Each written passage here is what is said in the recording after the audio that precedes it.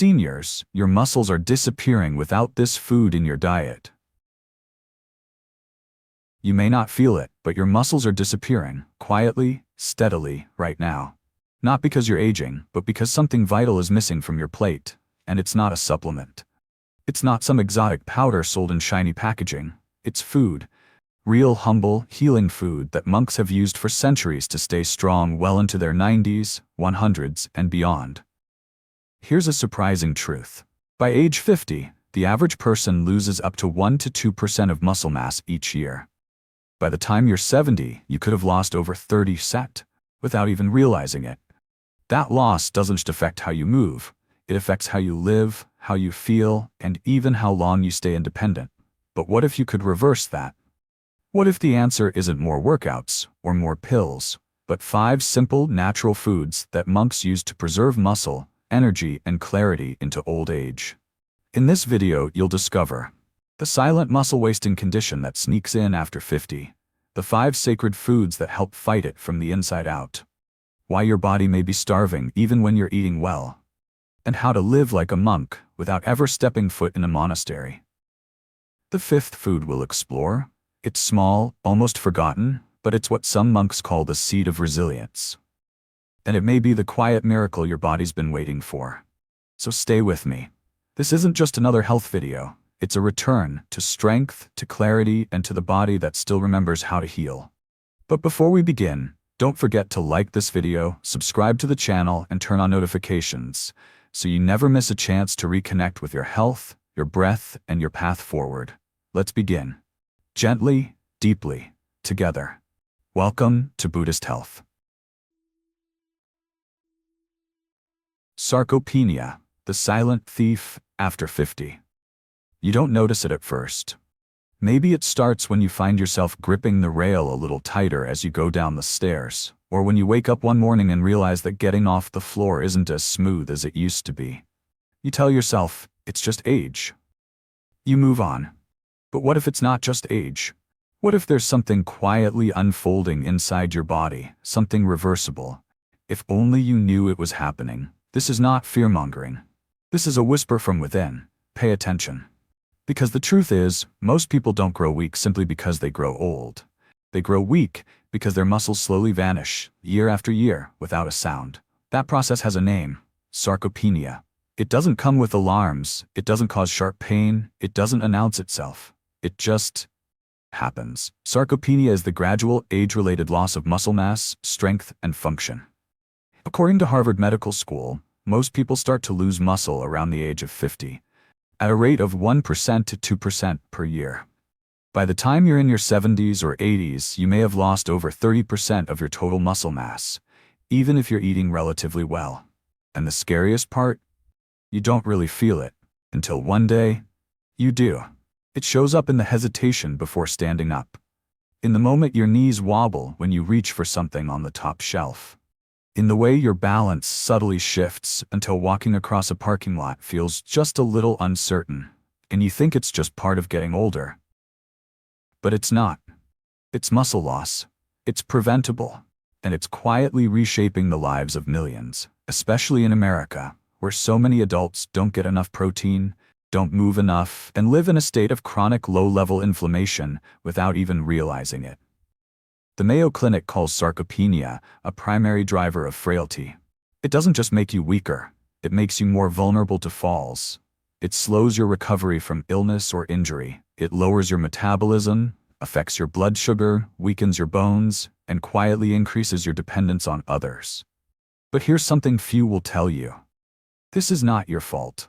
You were never taught how to protect your muscle as you age. No one told you that your plate might be missing the very things that keep you strong. And even fewer people spoke to you with compassion about this chapter of life. This sacred transition, when the body doesn't just need more pills, but more awareness, more nourishment, more care. In Buddhist teachings, the body is described as impermanent, a temporary vehicle, like a candle that burns for a while and then goes out. But impermanence is not a reason to abandon the body. It's a reason to treasure it, to care for it with presence, with reverence, to say, this body carries me through this life, I will walk with it gently. There is wisdom in noticing the small shifts, in listening to the creak of a knee, the quiet fatigue in the shoulders, the moment when the stairs feel a little taller than they used to. Those are not signs of failure. They are invitations to pause, to inquire, to nourish. You see, sarcopenia isn't a villain. It's not here to scare you. It's here to wake you up. It is your body saying, feed me, or I will fade, move me, or I will forget how to carry you, pay attention, or I will quietly disappear. And just like that, this becomes not a medical problem, but a spiritual opportunity to return to your body, to tend to the temple you live in, not with fear, but with gentleness. To let food become medicine, movement become devotion, and aging become awakening. The good news, you can rebuild muscle, even in your 60s, 70s, and beyond. But it doesn't happen by accident. It begins with awareness, with one mindful meal, one slow breath, one thoughtful choice. And if that feels overwhelming, just remember this. You don't need to do everything. You just need to begin.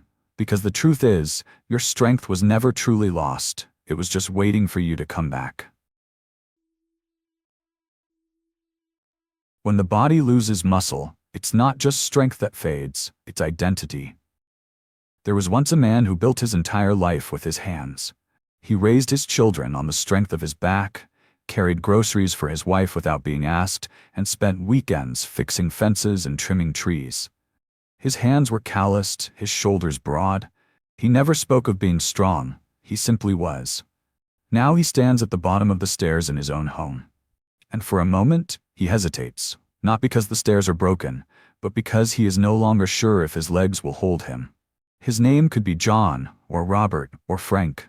Maybe it's your father, maybe it's your husband, maybe it's you. The moment he reaches for the handrail, not out of habit but out of necessity, something invisible breaks. It's not just a muscle fiber or a tendon. It's the quiet unraveling of a role, the role of protector, provider, pillar. You see, when muscle leaves the body, it doesn't just take strength, it takes confidence, it takes dignity, it takes a piece of your identity. And no one warns you about that. They tell you how to manage cholesterol, how to lower your blood pressure, how to track your steps. But they don't tell you what it feels like to go from being the one who lifted others to being the one who needs help standing up. That loss is emotional, it's spiritual, it changes how you see yourself. You start making smaller choices. You stop reaching as high. You sit down more, move less. And over time, a subtle resignation creeps in. This is just how it is now. But here's the truth. It doesn't have to be. Because what you're experiencing is not just physical decline. It's a message, a moment of reckoning, a turning point. In Buddhist thought, suffering arises when we cling to what was instead of embracing what is. But what is can still be beautiful. What is can still be powerful. If you feel like you're losing your spark, your presence, your sense of being you, just know, you're not alone, and you're not broken. This chapter of life is not about giving up who you were. It's about rediscovering who you are, underneath the roles, the titles, the habits. Yes, the body changes, but your capacity for strength, for clarity, for freedom remains. It just needs a new foundation, a new kind of fuel. A new kind of relationship with your body. That's why rebuilding muscle after 50 isn't just about health. It's about coming home to yourself. You don't need to go back to who you were at 30. You just need to step forward, strong, steady, and awake, into who you are becoming. And if your body trembles when you climb stairs, don't see it as failure. See it as an invitation to begin again, to rise, slowly, yes, but intentionally, with breath, with compassion, with presence. Because when you reconnect to your strength, you don't just move better, you live fuller. You lead again, not by lifting heavy things, but by standing tall in your truth. The 5 sacred foods that kept monks walking strong at 100. There's a monastery hidden in the mountains of Kyoto, Japan, where the footsteps of monks still echo along the stone paths. Men in their 80s, 90s, even over 100, climbing hills with quiet determination. They don't take supplements. They don't own gym memberships. They don't chase youth. Instead, they rise with the sun, breathe with the wind, move with grace, and eat with reverence. Their secret isn't flashy, it isn't trendy, it's ancient, and rooted in a deep understanding of nature and the body. These monks have long relied on a handful of simple natural foods, not just to survive, but to thrive. And now, those same foods may offer you a path back to strength, stability, and vitality. Let's begin this part of the journey, with food as a form of medicine, and eating as a spiritual practice. 1. Spinach, the leaf of silent vitality. In the Western world, spinach is just a leafy green. In the East, it is a symbol of gentle resilience, used in light broths, healing soups, and slow, mindful meals. Spinach doesn't demand attention. It doesn't overwhelm the body. It enters with humility and gives abundantly. Rich in vitamin K, iron, magnesium, and antioxidants, spinach plays a quiet but powerful role in preserving both muscle and bone health. Vitamin K, in particular, is critical for protein synthesis in muscle tissue and supports calcium binding in bones, making them stronger and less prone to fracture. But beyond its nutrients, spinach is digestive grace, soft, easy to absorb, and non-inflammatory. This makes it perfect for aging digestion systems that no longer tolerate heavy, dense foods. When monks consume spinach, they do so not just for the physical benefit, but for what it represents: light nourishment that heals rather than burdens. This is what it means to age with grace, not force but flow. 2. Sesame, the seed of structural wisdom. Tiny, underestimated, and quietly mighty. Sesame seeds, especially the black variety often used in monastic traditions, are packed with calcium, magnesium, phosphorus, zinc, and healthy fats. But their true gift lies in what they offer the aging body: foundation.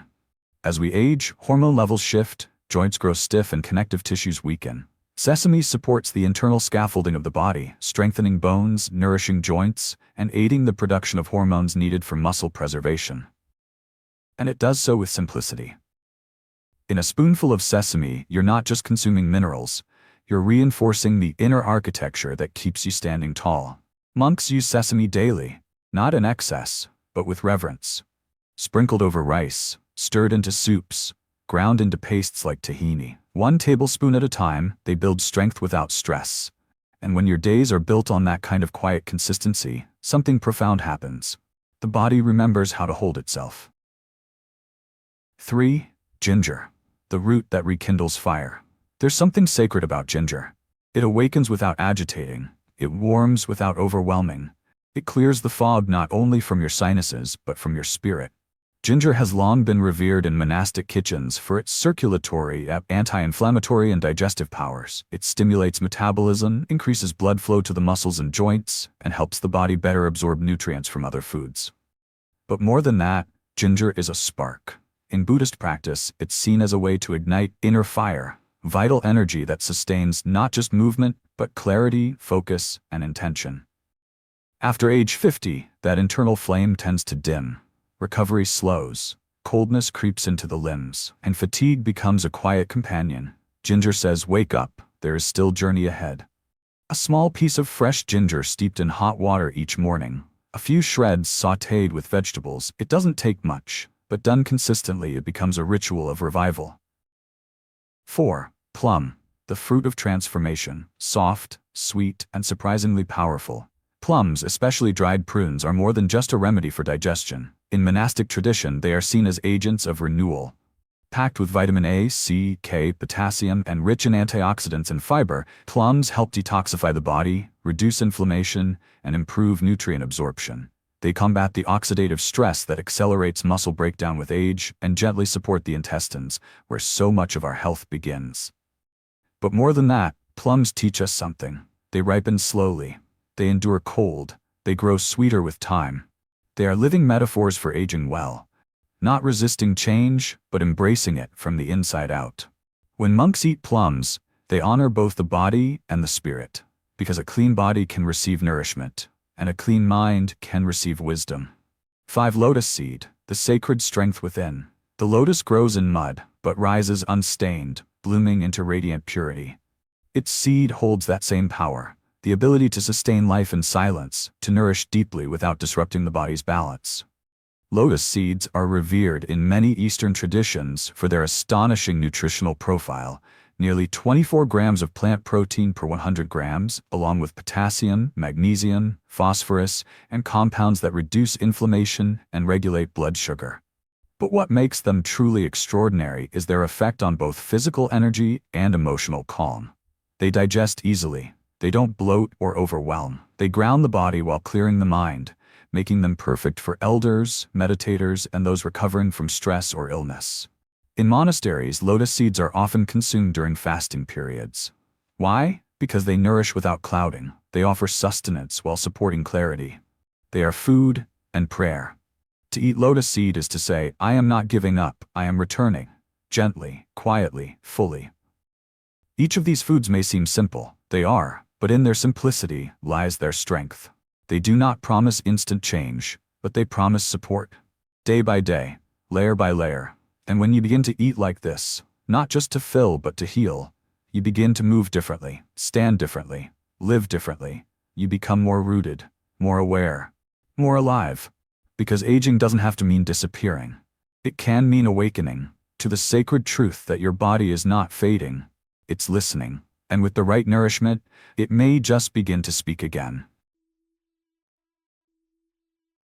You're eating right? So why are you still weak?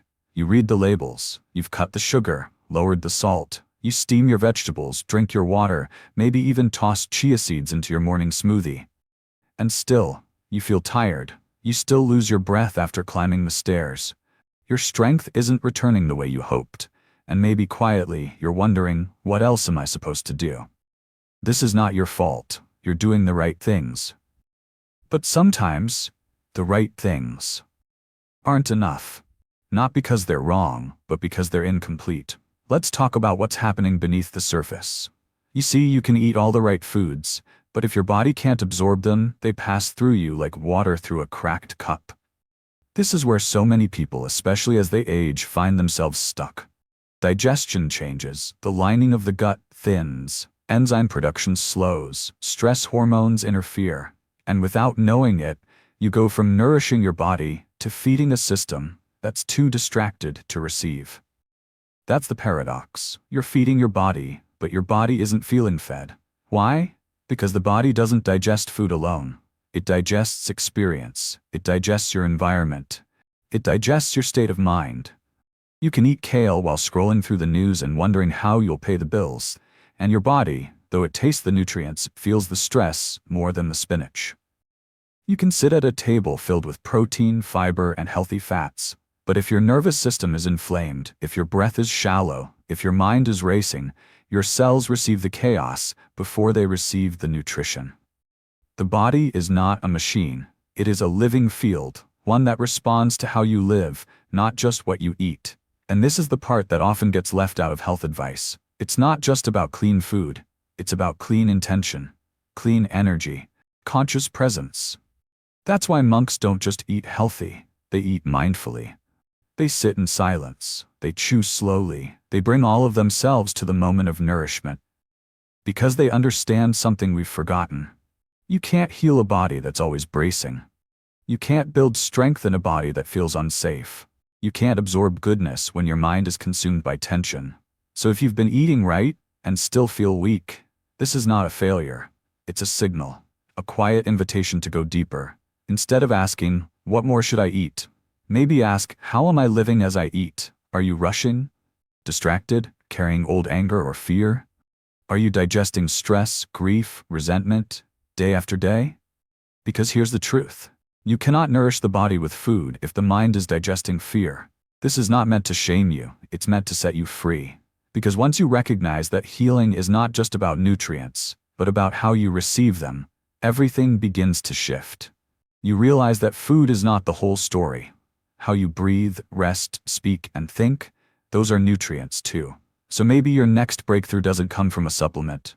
Maybe it comes from silence, from stillness, from breathing slowly while holding a warm bowl of soup and finally tasting it. Maybe that's where strength returns. Not because you forced it, but because, for the first time in a long time, you made space for it. To live like a monk without leaving home. You don't need to shave your head. You don't need to wear robes or chant mantras in a temple tucked away in the Himalayas. You don't need to leave your family. You don't even need to leave your kitchen. To live like a monk is not about where you are. It's about how you show up to your own life. It's about bringing presence to your plate, discipline to your breath, and kindness to your body. Because monks aren't mystical beings. They are simply humans who've made peace with simplicity and turned it into strength. And you can do the same. Let's begin with the food. The 5 sacred foods we explored earlier, spinach, sesame, ginger, plum, and lotus seed, aren't just nutritional powerhouses. They're reminders, anchors, tools for returning to the body one quiet meal at a time. Morning nourishment. Start with spinach, lightly steamed, blended into a green smoothie, or stirred into scrambled eggs. Pair it with a spoonful of sesame seeds, sprinkled over oatmeal, stirred into yogurt, or toasted into a warm rice porridge. Add a small slice of ginger to your tea. Let it warm you from the inside. Let it say, "You are waking up," gently, fully. These are not superfoods. They are stillness foods, the kind that nourish without noise. Evening grounding. At dinner, let things slow down. Lotus seeds, gently boiled and stirred into a simple broth, can offer deep nourishment without taxing digestion. Add a few slices of cooked plum or just 2 prunes alongside a handful of warm rice or vegetables. Keep it soft, keep it simple. Let it feel like an exhale. And most importantly, eat with your full attention. No screens, no rush, just the quiet rhythm of spoon to bowl, breath to belly, life to body. Because it's not just what you eat that heals, it's how you receive it. But nourishment isn't just about food. Movement matters, not to sculpt the body, but to awaken it. Not to punish, but to invite. Here's what that can look like. Before meals, take 5 minutes to walk slowly. Not for cardio, for connection. Let your feet meet the floor with awareness. Let your breath match your steps. Feel yourself arriving in your own presence. Before your first bite, sit still for a moment. Place your hand on your belly. Take 3 deep breaths, slow and low. Feel the air moving into the body you're about to feed. This is not a ritual of perfection. It's a ritual of remembrance. As the Buddha once said, we become what we repeatedly do. And if what you repeatedly do is eat with love, breathe with presence, and move with care, then over time strength returns. Not just in your muscles, but in your spirit. Because living like a monk doesn't require isolation. It only requires intention. And the most powerful transformation begins not in a monastery, but at your own table, with a quiet bowl of soup and the decision to finally, fully show up for your life. The longevity secret: to nourish without harm. Longevity isn't a mystery. It's not reserved for the chosen few or locked behind expensive supplements and genetic luck. It's a rhythm, a way of being. A quiet agreement with the body that says, "I will feed you, but I will not overwhelm you." The people who live the longest, those who reach 90, 100, even 110 with clarity and movement intact, aren't doing anything extraordinary. But they are doing something consistently different from the rest of us. They're not overfed, they're not overstimulated, they're not rushing from meal to meeting, eating in their cars, or chewing through anxiety. They've mastered a wisdom we've forgotten. To nourish is not just to add, it's to protect, to preserve, to honor. And that begins with recognizing the quiet poisons we allow in every day. Not just sugar or processed food, but stress, overeating, rushed meals, protein overload, fiber deficiency, fear-based diets, mindless consumption. In our effort to eat clean, we sometimes forget to eat kind. We load our plates with all the right macros, but eat in front of screens, in the middle of arguments, under the weight of shame and comparison. And then we wonder why we're still inflamed, still exhausted, still aging faster than we should. Here's the truth that no diet label tells you. You cannot heal in a state of fear.